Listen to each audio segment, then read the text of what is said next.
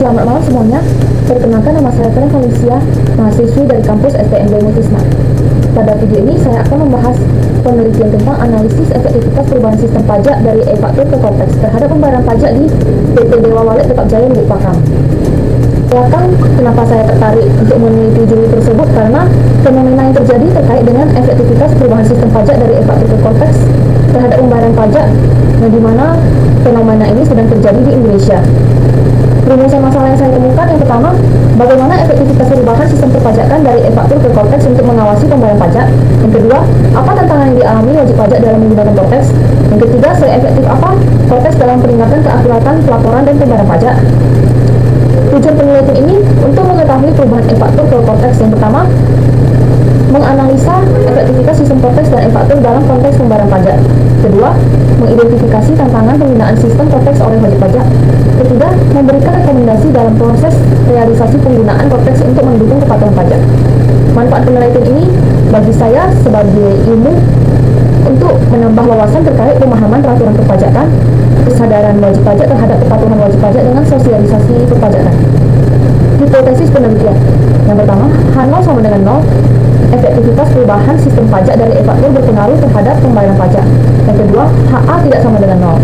Efektivitas perubahan sistem pajak dari e-faktur tidak berpengaruh terhadap pembayaran pajak. Yang ketiga, H0 sama dengan 1.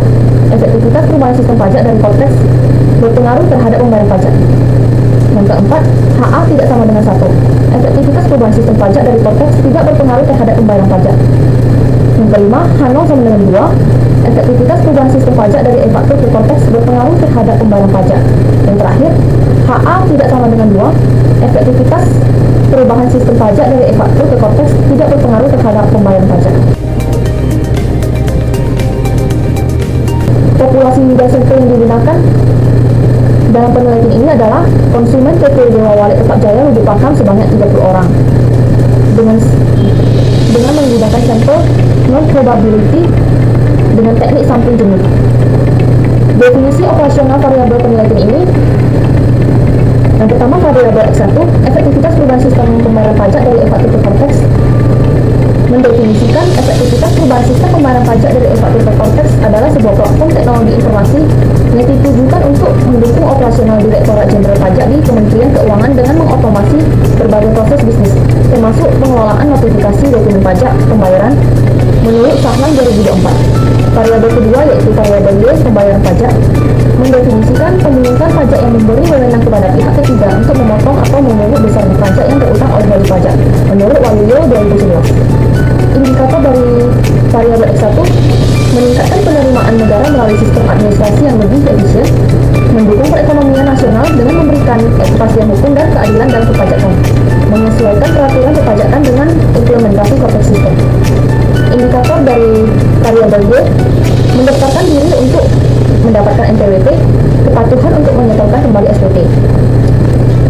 Metode pengumpulan data yang digunakan dalam penelitian ini adalah metode penelitian lapangan atau survei yang dilakukan dengan cara peninjauan secara langsung pada instansi berkaitan untuk mendapatkan data primer yang dilakukan melalui media fungsional.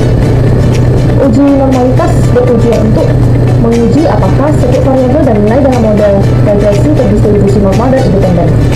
Uji multipolinearitas bertujuan untuk menguji apakah model regresi ditemukan adanya korelasi antar variabel bebas atau independen. Uji heteroskopidasitas bertujuan untuk menguji apakah dalam model regresi terjadi ketidaksamaan serius dari residual satu pengamatan ke pengamatan yang lain. Sekian pembahasan saya pada video ini. Mohon maaf apabila ada kata-kata yang salah diucapkan. Saya harap dengan pembahasan ini dapat memberi ilmu dan wawasan bagi para pendengar. Terima kasih dan selamat malam.